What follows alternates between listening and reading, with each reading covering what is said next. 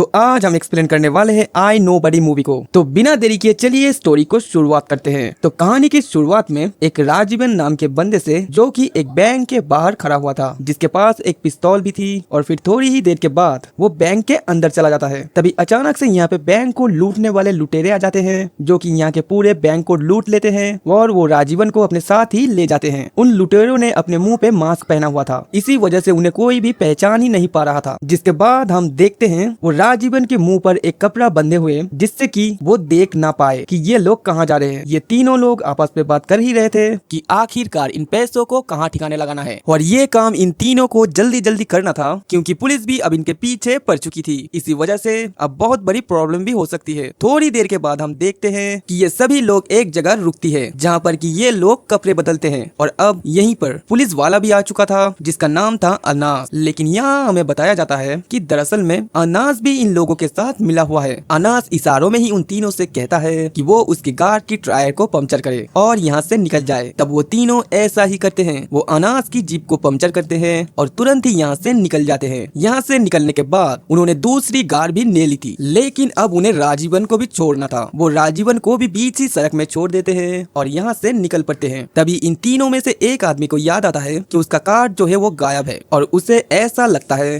कि उसका कार्ड राजीवन के पास ही होगा। तब वो लोग वापस जाने लगते हैं और राजीवन अभी भी उसी बीच सड़क पे मौजूद था। जब ये लोग पूरी तेजी से रॉन्ग साइड में वापस गए, तभी अचानक से ही इनका एक एक्सीडेंट हो जाता है और इनकी कार की हालत हद से ज्यादा बदतर हो चुकी थी और ये तीनों ही मारे जाते हैं। और दूसरी तरफ हम देखते हैं राजीवन को, जो कि हॉस्पिटल में था, उसकी हालत भी काफी ज्यादा खराब है। उसे भी काफी ज्यादा घायल कर दिया गया था, लेकिन अब राजीवन पूरी तरीके से ठीक है। यहीं पे कुछ पुलिस वाले आते हैं, जो कि राजीवन से कुछ पूछताछ करती है। और अब थोड़ी ही देर के बाद यहाँ राजीवन की पत्नी मीरा आ जाती है। मीरा यहाँ पे आती है, लेकिन वो राजीवन पर बहुत ही ज्यादा गुस्सा करती है और वो राजीवन से बिल्कुल भी ठीक ढंग से बात ही नहीं करती। जिसके बाद राजीवन और मीरा अपने घर आ जाता है, लेकिन यहाँ भी मीरा ने राजीवन से ठीक ढंग से बात नहीं की थी। वो यहाँ पे राजीवन को खाना देती है और तुरंत ही अपने कमरों में अपने बच्चों के साथ ही चले जाते हैं। यहाँ हमें पता चलता है कि राजीवन की दो बेटियां हैं, जिनमें एक का नाम जिया है, दूसरे का नाम आमला है। और जो छोटी वाली है ना आमला, वो अपनी पापा से बहुत ज्यादा प्यार करती है। आमला यहाँ पे राजीवन से पूछती है कि आज क्या हुआ। तब यहाँ पर राजीवन यहाँ पे सारी चीजें बता देती है। वो बताती है कि बैंक में कुछ जो लोग थे वो बैंक को लूटने आए थे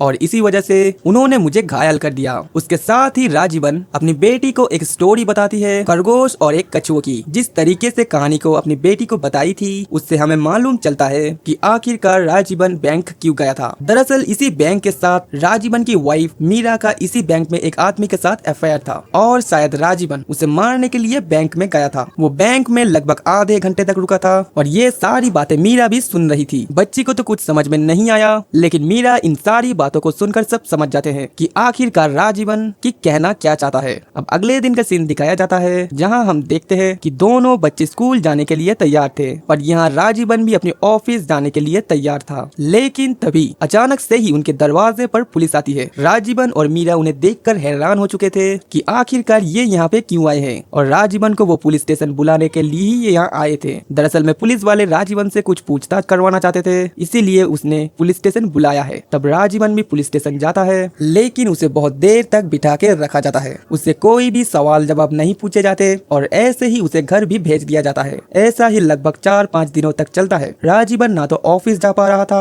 और ना ही वो कुछ कर पा रहा था और ना ही पुलिस वाले राजीवन से पूछताछ कर रहे थे। लेकिन बैंक की सिक्योरिटी की जिम्मेदारी अनास के ही थी। लेकिन इतनी बड़ी चोरी होने के बाद उसे सस्पेंड किया जाता है। लेकिन अनास को भी ये पैसा चाहिए था, इसलिए वो राजीवन के पास जाता है और उससे कहता है, देखो मैं सस्पेंड हो गया हूँ और जब तक वो पैसे मुझे नहीं मिलता और तब तक मैं ऐसा ही रहूंगा। मैं वो सारा पैसा ढूंढ कर पुलिस वालों को सौंपना चाहता हूँ, तब जाकर ही मेरी नौकरी मुझे वापस मिलेगी। वो लोग तुम्हें किस किस रास्ते पे लेके गए थे, अगर तुम मुझे बता दो तो मैं ये केस सॉल्व कर सकता हूँ। लेकिन राजीवन कहता है कि मेरी आंखों पर पट्टी बंधी हुई थी, इसीलिए मुझे नहीं पता है, और वैसे भी ये सारा काम जो है पुलिस वालों का है। अब अगले दिन इंस्पेक्टर विक्रम जो है वो राजीवन से कुछ पूछताछ करना चाहता है। दरअसल में उसे अब राजीवन पर शक हुआ है कि इस चोरी में वो भी शामिल था, जो कि जिस बैंक में चोरी हुई है उस बैंक में ना तो राजीवन का अकाउंट है और ना ही उसकी पत्नी मीरा का। तो आखिरकार वो यहाँ पे क्यों गया है। और तो और वहाँ के बहुत सारे लोगों से पूछताछ की है जब वो चोरी की समय वहाँ मौजूद थे। उन्होंने बताया कि तुम बहुत टेंशन में थे और सबसे बड़ी बात ये थी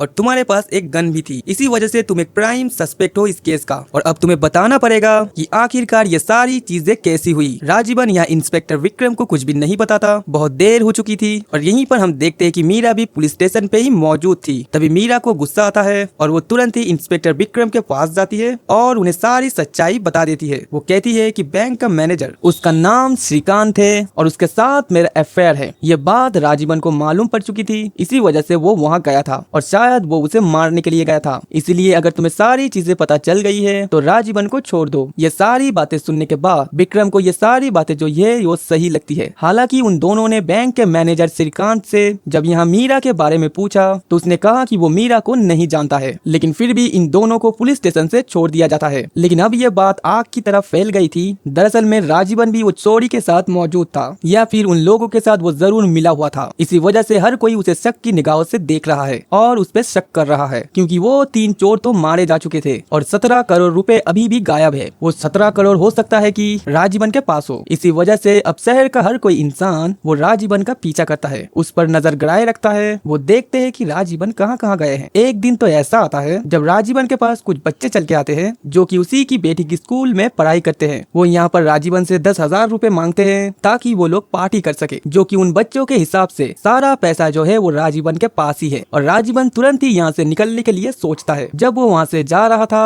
तभी एक बच्चे का हाथ जो है कार की दरवाजे में ही दब जाता है और उसे गहरी चोट भी लग जाती है। राजीवन तुरंत ही यहाँ से निकल जाता है क्योंकि उसे पता है कि अगर वो यहाँ पे रुका तो वो लोग यहाँ उसको चोट पहुंचा सकते हैं। अगले दिन जब उन्हें बच्चों को स्कूल छोड़ने के लिए गया तो उसे वहाँ पर वही बच्चे दिखाई दिए जो कि कल राजीवन को मिले थे और 10,000 रुपए मांग रहे थे। राजीवन ने यहाँ पे सोचा कि ये लड़के जो है उनके बच्ची को नुकसान पहुंचा सकते हैं। इसी वजह से वो सोचता है कि इन लोगों को 10,000 रुपए देना ही ठीक होगा। इसी वजह से अब वो एटीएम जाता है और वहाँ से 10,000 रुपए निकलवाता है और इन बच्चों को दे देता है। लेकिन ये बात यहीं पे खत्म नहीं हो जाती, क्योंकि उन बच्चों के साथ साथ अब बहुत सारे लोगों को ये बात मालूम पड़ चुकी थी कि उन बच्चों को राजीवन ने 10,000 रुपए दिए हैं, जबकि वो तो बस छोटे बच्चे हैं। तो आखिरकार उन सारे बच्चों को पैसा देने की जरूरत क्यों थी? अब लोगों को लगने लगा है कि राजीवन के पास वो 17 करोड़ रुपए है। अब यहाँ पे हर कोई राजीवन को पीछा करने लगा था। राजीवन को गुस्सा भी आ रहा था और अब उन्हें इनसे पीछा भी छुड़ाना था। इसी वजह से जब एक दिन उसके पास अनास आता है और फिर वो उससे फिर से मदद मांगने की कोशिश करता है तो इस बार राजीवन मान जाता है। उसे ऐसा लगता है कि अगर ये केस सॉल्व हो जाएगा तो शायद लोग जो है उनके पीछे नहीं पड़े रहेंगे। तब अनास और राजीवन जो है वो उसी बैंक के सामने खड़े होते हैं एक गार्ड से, जहां राजीवन की आंखों पर पट्टी बांधी जाती है। राजीवन अब भी ऐसी कोई प्रॉब्लम में आता है तो वो काउंटिंग टेक्निक को अपनाता है, जिसमें वो नंबर को काउंट करने लगता है। इसी वजह से राजीवन को बहुत अच्छे से मालूम है कि गार कहाँ कहाँ रुकी थी। अब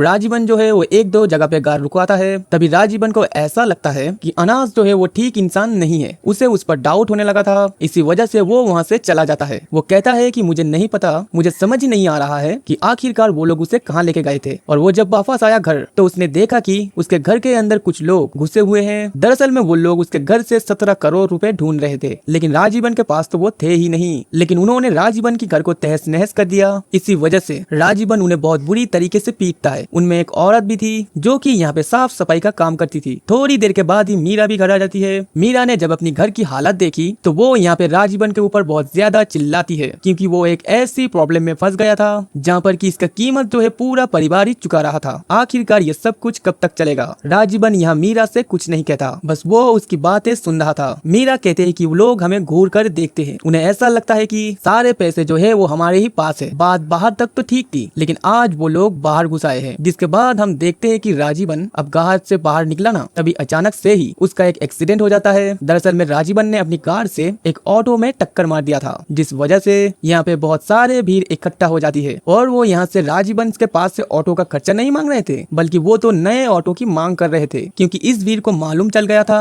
कि ये वही बंदा है जो कि उन लोगों के साथ चोरी में शामिल था और इस बंदे के पास 17 करोड़ रुपए हो सकते हैं। इसी वजह से भीड़ जो है यहाँ पर राजीवन के ऊपर हमला कर देती है और उसे बहुत ही बेरहमी से मारने लगती है। राजीवन उनसे फाइट करने की काफी कोशिश भी करती है, लेकिन आखिरकार उसे बुरी तरीके से पीट ही जाता है। जिसके बाद राजीवन पुलिस स्टेशन जाता है। जिन लोगों ने राजीवन को मारा था उन्हें जेल में बंद कर दिया जाता है। यहीं पे एक और पुलिस इंस्पेक्टर था जो कि राजीवन से कहता है कि फूड चेन के बारे में नाम सुना है तुमने? दरअसल में लोग भूखे हैं और वो लोग इन पैसों के लिए कुछ भी कर सकते हैं, क्योंकि वो फ्री का पैसा है। और अगर किसी भी इंसान को 17 करोड़ रुपए इतनी आसानी से मिल जाए तो वो लोग कुछ भी कर सकते हैं, किसी को भी मार सकते हैं, कोई भी बड़ा गुनाह कर सकते हैं। राजीवन ने उस पुलिस इंस्पेक्टर की बातों को बड़े ही गौर से सुना था, जिसके बाद राजीवन को घर भेज दिया जाता है। लेकिन जब वो घर पहुंचा तो उसकी आंखें फटी की फटी इसलिए रह गई थी क्योंकि मीरा ने उसके सामने कुछ पेपर रखे थे और वो पेपर दरअसल में डिवोर्स वाले पेपर थे। ये सारी चीजें देखने के बाद राजीवन हैरान हो जाते हैं। पुलिस इंस्पेक्टर ने जो सारी बातें कही थी वो सारी बातें यहाँ मीरा के ऊपर भी अप्लाई होती है और फिर गुस्से ही गुस्से में राजीवन जो है इन पेपर्स पर साइन कर देते हैं। अगले दिन अनास को मालूम चलता है कि कुछ पुलिस वालों को उसी रास्तों पर कुछ पैसे मिले हैं। दरअसल में सड़क के बाजू में ही एक दान पत्र था। अनास को मालूम पड़ता है कि इस जगह पे तो राजीवन ने भी रुका था, लेकिन उसने तो मुझे कुछ भी नहीं बताया था। अनास को यहाँ यकीन हो जाता है कि इस दान पत्र में ही 17 करोड़ रुपए है। फिलहाल इस दान पत्र में कुछ चिल्लाए तो पड़ी हुई थी और क्योंकि राजीवन यहीं पे रुका था इसी वजह से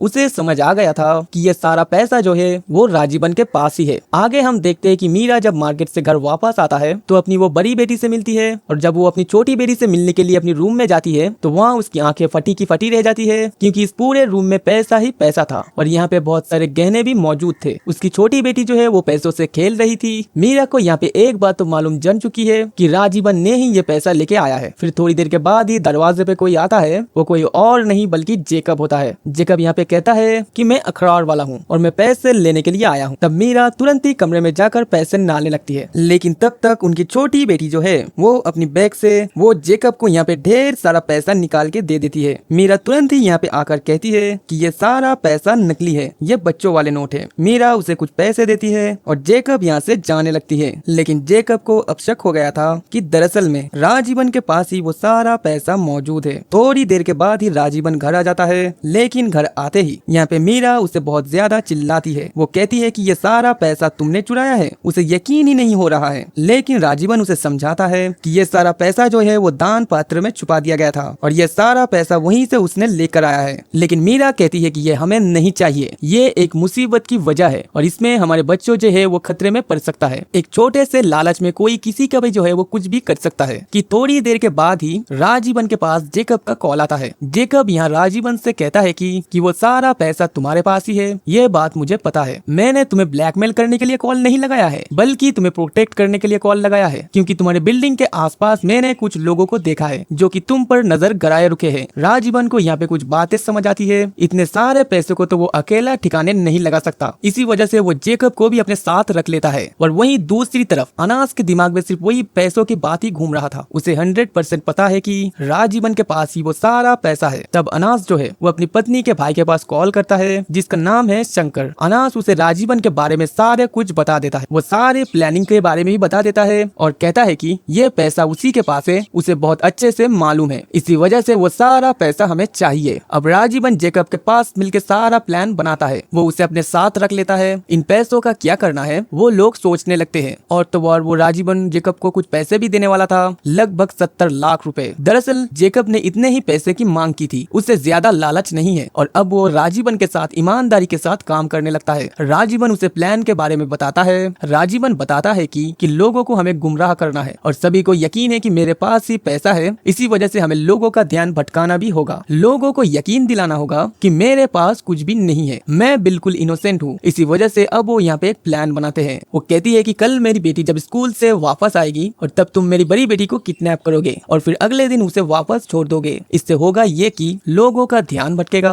और हम इस पैसों को ठिकाने भी लगाएंगे और तो और लोगों का ध्यान भी भटक जाएगा। और तब जेकब ऐसा ही करता है। वो अपनी पत्नी साथ एक चोरी की गार्ड से वो अपनी बड़ी बेटी जिया को किडनैप कर लेता है। लेकिन अब यह बात फैल चुकी थी और जब मीरा जब घर आती है तो उसे पता चलता है तो उसकी बड़ी बेटी किडनैप हो चुकी है और पूरी पुलिस टीम जो है उसके घर पर आ चुकी है और वो जिया को ढूंढने में लगे हुए थे। यहीं पर अनास भी मौजूद था। अनास दरअसल में यहाँ इसलिए आया है क्योंकि उसे पूरा यकीन है कि ये पैसा राजीवन के पास तो है ही। उसे ऐसा लग रहा है ये पैसा राजीवन के घर पे मौजूद है, इसीलिए यहाँ पे वो इसे ढूंढने के लिए आया था। मीरा तुरंत ही राजीवन के पास कॉल करती है और उसे अपनी बेटी के बारे में बताती है। राजीवन कहते हैं कि टेंशन लेने की कोई भी बात नहीं है क्योंकि उनकी बेटी पूरी तरीके से सेफ है। लेकिन प्रॉब्लम तो यहाँ आ चुकी थी क्योंकि राजीवन को हाल ही में पता चला है कि जेकब और उसकी पत्नी जिया को जब किडनैप करने ही वाले थे उसके 1 मिनट पहले ही किसी और ने जिया को किडनैप कर लिया है। ये बात तो मीरा को भी पता चल चुकी है। थोड़ी देर के बाद ही वहाँ राजीवन के पास पुलिस की कॉल आती है। वो उससे 17 करोड़ रुपए वापस मांगते हैं। ये सुनकर राजीवन हैरान हो चुका था कि आखिरकार इन लोगों को कैसे पता चला और तो और पुलिस वालों को ऐसा लग रहा है दरअसल में राजीवन ने अपने ही बेटी को किडनैप करवाया है। प्रॉब्लम यहाँ पे एक के बाद एक आती ही जा रही थी। यहाँ एक और प्रॉब्लम ये आई, दरअसल में जेकब जिस चोरी की गाड़ से घूम रहा था उसी गाड़ की डिक्की में 17 करोड़ रुपए है, जो कि वो अपनी बेटी को बचाने वाला थे। लेकिन अब वो चोरी की गाड़ पहचान में आ चुकी है और वो जिन लोगों की गाड़ थी वो लोग उन गाड़ को अपने साथ ही ले गए हैं। इसी वजह से राजीवन उन लोगों की पीछा करने लगा था। दूसरी तरफ पुलिस भी राजीवन को ढूंढ रही है। थोड़ी देर बाद हम देखते हैं कि किडनैपर का कॉल मीरा के पास आता है और वो उससे पैसे मांगते हैं उसकी बेटी की बदौलत, और वो उसके पैसों के बदले में जिया को छोड़ने वाले थे। वो जिया की बात यहाँ मीरा से भी करवा देते हैं। अब मीरा डर जाती है, उसे समझ नहीं आ रहा है कि वो अब क्या करे। तो जिस गाड़ में 17 करोड़ रुपए रखे हुए हैं, यहाँ राजीवन को उसके बारे में मालूम चल जाता है। लेकिन अचानक ही पुलिस यहाँ राजीवन को अरेस्ट कर लेती है और उसे अपने साथ ही लेके जाती है। लेकिन जेकब ने बताया कि गाड़ जो है वो एक जगह पे रुकी हुई है। जेकब ने ये भी बताया है कि उसकी डिक्की लॉक है, इसकी वजह से वो उसे खोल नहीं पाएंगे। लेकिन राजीवन पुलिस स्टेशन में है। राजीवन को वहाँ से निकलना बहुत जरूरी है, क्योंकि वहाँ से निकलने के बाद ही उसे पैसे मिलेंगे और तब जाके उसकी बेटी वापस आएंगे। यहाँ हमें पता चलता है कि दरअसल में कि राजीवन की बेटी को अनास के साले ने किडनैप किया है और ये सारे प्लानिंग अनास और उनके साले ने मिलकर बनाई थी ताकि वो लोग राजीवन से 17 करोड़ रुपए निकलवा सके। अनास को ऐसा लग रहा था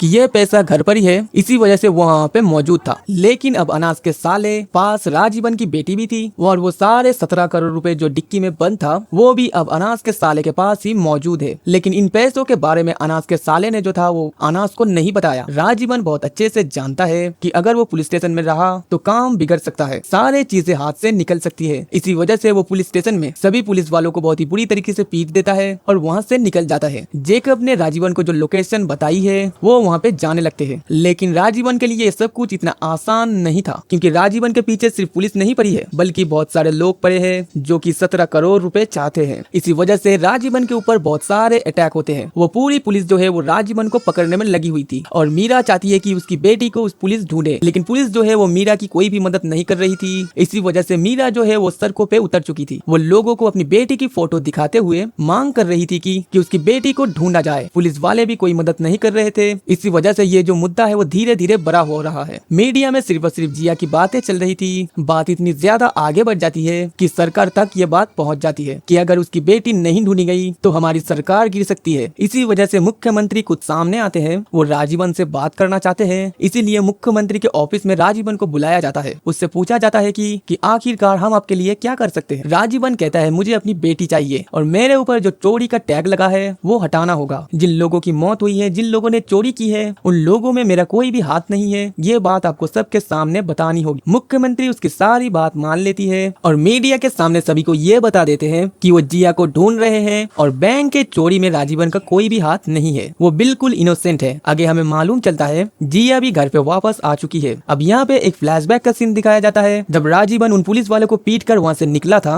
और जेकब की बताई हुई लोकेशन पर पहुंचा था। वो दरअसल में अनास की साले का घर था। जब वो वहाँ पे पहुंचा तो वो वहाँ पे देखा जिया यहीं पर मौजूद है और वो सारा पैसा भी यहाँ पर मौजूद है। राजीवन जब यहाँ अपनी बेटी को देखता है तब वो यहाँ पर अनास के साले को बहुत ही बेरहमी से पीटता है। अनास भी यहाँ पे आ चुका था और अब यहाँ पे राजीवन उसे बहुत ही बेरहमी से उसे मारता है। आगे हम देखते हैं कि अनास के सारे लोगों को अरेस्ट कर लिया जाता है और अब राजीवन, मीरा और अपनी दोनों बेटियों के साथ वो लोग घर आ जाते हैं, जहाँ वहाँ पे सभी लोग उन्हें इनोसेंट मान रहे थे। जो लोग राजीवन और उसकी फैमिली को शक की निगाहों पे देख रहे थे, अब उनकी राजीवन की फैमिली के लिए सिंपत्ति थी। मीरा यहाँ पे राजीवन से फिर भी कुछ बात करना चाहती थी। दोनों बेटियों को कमरे से बाहर किया जाता है और अब एक हैरान कर देने वाली बात पता चलती है। दरअसल में राजीवन के पास अभी भी वो सारा पैसा मौजूद है और वो सारा पैसा राजीवन के पास इसी कमरे में मौजूद है। सारा पैसा देखने के बाद मीरा हैरान हो गई कि अभी भी ये पैसा उन्हीं के पास है। उनमें से 70 लाख जो है वो राजीवन ने जेकब को दे दिया था। दरअसल में यहाँ पे जो है जेकब को जो बेटी है वो 20 साल पहले बहुत ही ज्यादा बीमार पड़ चुकी थी। तब जेकब ने ढेर सारा पैसा उधार लिया था। वो सारा पैसा उसे चुकाना था और आज सारा पैसा मिलने के बाद जेकब उन्हें चुका देगा। इसी के साथ इस फिल्म का यहाँ पे दी एंड हो जाता है। वीडियो कैसी लगी कमेंट में जरूर बताना।